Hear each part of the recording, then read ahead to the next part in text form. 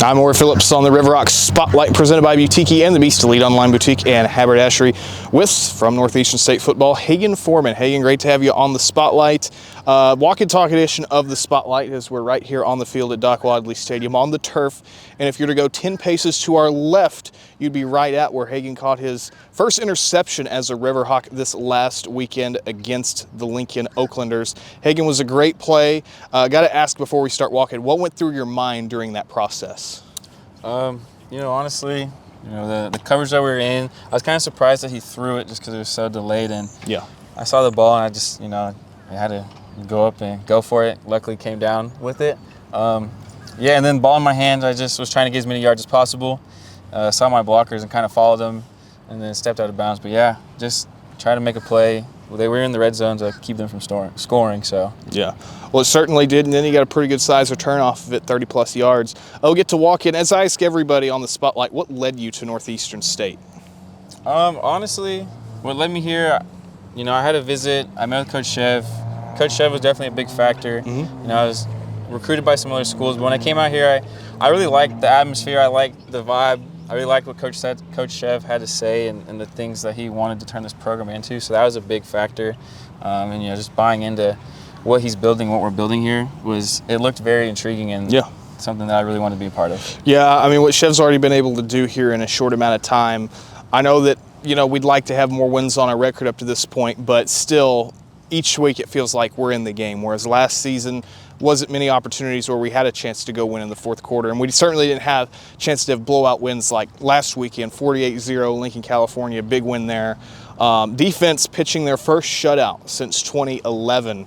I was still in the fifth grade at the time in 2011, so it's been a while, but it feels good. How's that defense feeling after such a big performance? We feel really good. The week going into that, it was a tough week after, that UCO game, so we really had to kind of hone in and focus on defense. We focused on going back to the basics, our tackling, our coverages, things like that, playing more as a unit and not individually, and I think that showed last Saturday.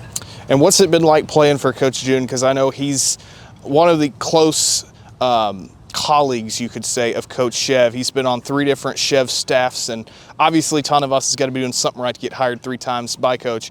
But what's it been like playing for him? I love playing for Coach June. The mindset he brings, the philosophy, the defense that he runs, it's great. The position that I play, I feel like it's a great fit and for our defense. And luckily, I've been able to, the last couple of games, played better throughout the season and kind of shown that what I'm capable of, and I think that's because of his defense and what he has to bring. One more question before we go to the rapid fire round, but I want to ask, 3 games left: Northwest Missouri, Mississippi College, and Washburn. Next 2 on the road, and then we come back here, face Washburn at home one more time for Senior Day.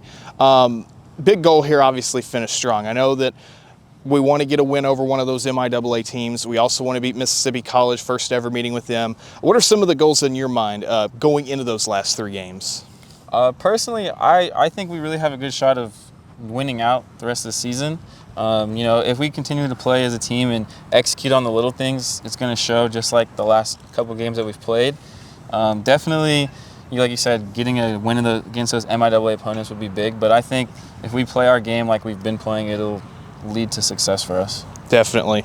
So now I'll move to the rapid fire round. Don't have the handy sticky notes with me this time, but fortunately us broadcasters, most of us at least, good memories. So quick questions, quick answers. Are you ready? I'll do my best, yeah. All righty. Favorite athlete? Bo Jackson. Bo Jackson. KC Roy. I like Bo. Anyway, favorite pregame meal? My favorite pregame meal it'd probably have to be Chick-fil-A. It's not the healthiest, but it's always good for me. What's your go-to at Chick-fil-A? Unfortunately, we don't have it here, but typically I'll get a spicy chicken sandwich, add pepper jack cheese with some fries. Nice. All righty.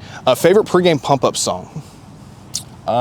So usually I listen to chill music, but right before we go out, I always put Little Baby on. So Little Baby freestyle is right before we got to head out of the tunnel. Definitely. What about your favorite drill during practice? What do you like running? The favorite drill? We do this thing. It's called a perimeter drill. It kind of starts our week off on Tuesday, and that's what I think sets the tempo of how the week's going to go. It just works on tackling, getting off blocks, and has to be pretty physical. I think having that start on a Tuesday when we start is definitely the I think, the best thing that we got, and one of my favorites. 100%. Talking about some of your teammates, who would be most likely, in your opinion, to survive a zombie apocalypse? Most likely to survive a zombie apocalypse. I would have to say probably one of the Oklahoma boys, Blake Corn, Bo Curry, Colton Canopy, or Tyler Crawford, just because, you know, they're from out here. I think they know what to do. They know their way around this place. Canopy's been an answer we've gotten before this season. Last thing for you, Hagen, one word to describe your playing style. One word. I think I'd have to say, I guess free. I've been playing a lot more free. I've had an issue in the past, kind of being hesitant and not trusting myself, but now I'm playing more free and just letting things come to me. Definitely. Well, that's a great way to wrap up the RiverHawk Spotlight presented by Boutique and the Beast Elite Online Boutique in Haberdashery. Appreciate your time, Hagen. We'll catch you next time. Yep, thank you.